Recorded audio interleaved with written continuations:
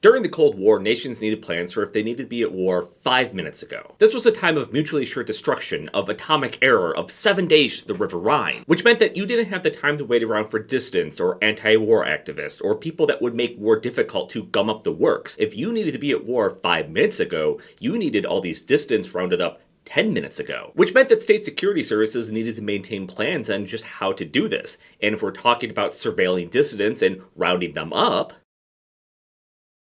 first formally implemented in 1967 by the East German Ministry for State Security, the Stasi, Direktive 167 was a series of preventative measures that served the purpose of reacting abruptly and in the shortest possible time in a state of defense and in periods of tension. This was accomplished by arresting persons and groups of persons who were under reasonable suspicion of committing, tolerating, or having knowledge of acts hostile to the state, and isolating or keeping under control persons and groups of persons who were under reasonable suspicion of violating the interests of the security of the German Democratic Republic and its readiness to defend themselves through their actions. Specifically, those groups called out to be arrested and interned were all persons who are under reasonable suspicion of committing acts hostile to the state, spies, agents, divers, saboteurs, and other state criminals, and persons who may appear as possible leaders of hostile or negative groups, such as ringleaders, provocateurs, formerly incorrigible fascists, and other hostile elements, as well as generally citizens of foreign countries, NATO countries, and West Berlin. As you can imagine, this was not information that was pulled together at the last minute. The Stasi maintained files for the rest of the Cold War specifically for these pre-identified individuals. Totaling roughly 85,000 people by 1988, the Stasi kept track of not only basic information such as name, photo, occupation, and address, but details such as where your doorbell was located. But that part about members of NATO-aligned states being designated for internment is super interesting, mainly because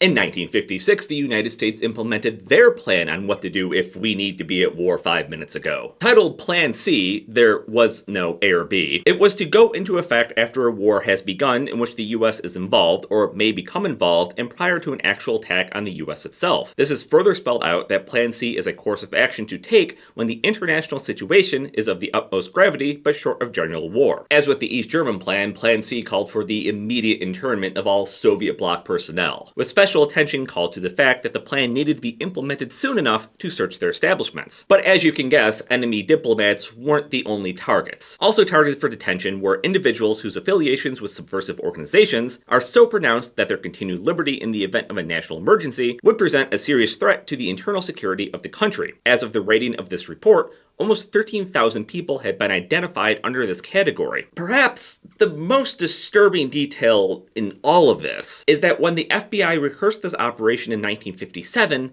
agency employees were not allowed to wear shorts.